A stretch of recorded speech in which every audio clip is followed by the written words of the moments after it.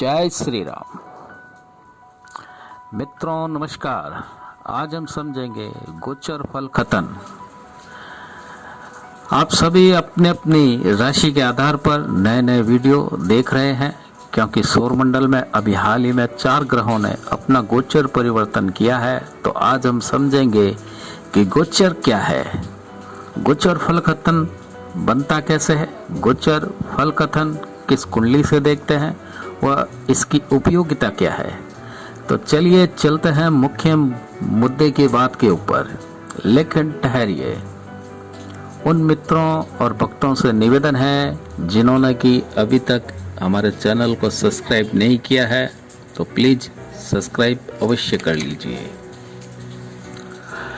मित्रों, समय एक सा नहीं रहता, ये हम सभी जानते हैं। जैसे सूर्योदय, उसके बाद में दोपहर, फिर संध्या काल, फिर रात्रि, फिर अर्धरात्रि, फिर पुनः सूर्योदय होता है। ठीक उसी प्रकार से जातक का समय भी एक सा नहीं रहता। कभी खुशी, कभी गम, कभी हंसना तो कभी रोना, कभी सोना तो कभी जागना, कभी क्रोध तो कभी आनंदित होना। यह सब निर्भर है ग्रह की गति के कारण। वह इस गति को ग्रह के गोचर गति कहते हैं। अब गोचर का अर्थ क्या है? गोचर का अर्थ है चलने वाला तारा या ग्रह। चर का अर्थ है गति करना, मूवमेंट करना आगे या पीछे की दिशा में। तो सभी ग्रह इसी प्रकार से सौर मंडल में प्रतिपल गोचर करते रहते हैं। वह ग्रहों की स्थिति प्रतिदिन प्रतिपल बदलती रहती है। यही चलायमान क्रिया को ग्रह गोचर कहते हैं। अब ग्रह गोचर फल कथन बनता कैसे है? तो मित्रों, अष्टक वर्ग पद्धति गोचर अध्ययन की विभिन्न पद्धतियों में से एक महत्वपूर्ण व सरल पद्धति है। इसको सीखने और समझने से पूर्व हमें ग्रहों की गति को समझना पड़ता है कि कौन सा ग्रह कितने समय तक एक ही राशि में गोचर करेगा। ग्रह अस्त है या उदय है, ग्रह वक्रीय है या मार्गी है।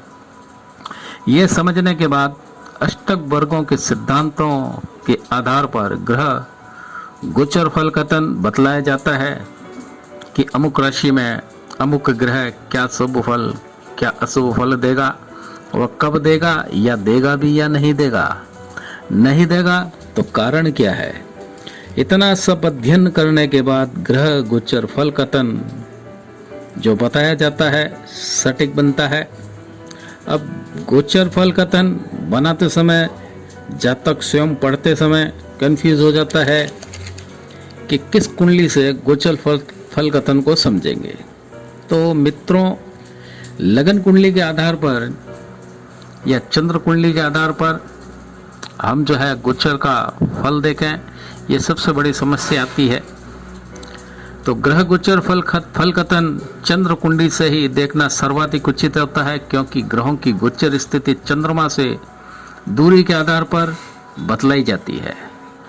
क्योंकि चंद्रमा स्वयं जातक है, तो कोई भी ग्रह किस राशि में कितनी दूरी पर चंद्रमा से कितने समय तक कितने निकट या दूर रहेगा, तो उसका प्रभाव चंद्रमा पर यानी कि चंद्र राशि पर क्या होगा।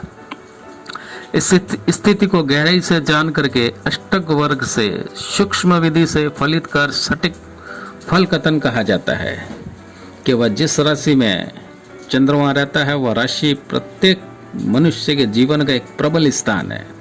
तो अष्टक वर्ग में भी चंद्रमा को प्रधान मान करके शुभ स्थान की गणना की जाती है, जबकि लगन कुंडली में लगन से ग्रहों की दूरी को ज्ञात करके उसका फल कथन कहा जाता है। और किसी को यदि अपना लगन ही ज्ञात ना हो या उसकी जन्म कुंडली ही ना हो, तो वो व्यक्ति अपने प्रचलित नाम से फल कथन का ऑब्जर्व कर सकता है। अब मित्रों, कौन सा ग्रह किस राशि में कितने समय तक गोचर करता है, इसके बारे में हम आपको बताते हैं कि सूर्य एक राशि में 1 माह तक गोचर करता है। चंद्रमा 2.25 दिन तक एक राशि में गोचर करता है। मंगल 45 दिन तक एक राशि में गोचर करता है। बुध 28 दिनों तक, गुरु 1 साल तक, शुक्र 30 दिनों तक, शनि 2.5 साल तक, राहु केतु 18 महीने तक एक राशि में गोचर करते हैं। ज्योतिष में बहुत सी विधियां प्रचलित है, जैसे कि लगन से, चंद्र राशि से, नवमांश कुंडली से, गोचर प्रणाली से। तो इस प्रकार से फल कथन कहा जाता है। लेकिन अष्टक वर्ग से जो फल कथन कहा जाता है वो एक सूक्ष्म प्रक्रिया है। उसके अंतर्गत सूक्ष्म से सूक्ष्म फल कथन को बनाने के लिए पिन पॉइंट किया जाता है। इसी को अष्टक वर्ग की विधि कहा जाता है। अष्टक वर्ग के अंदर 7 ग्रह और एक लगन को लिया जाता है। मित्रों, ये छोटी सी जानकारी थी जो कि आपके सामने रखी गई है। आशा है आपको ये जानकारी पसंद आई होगी।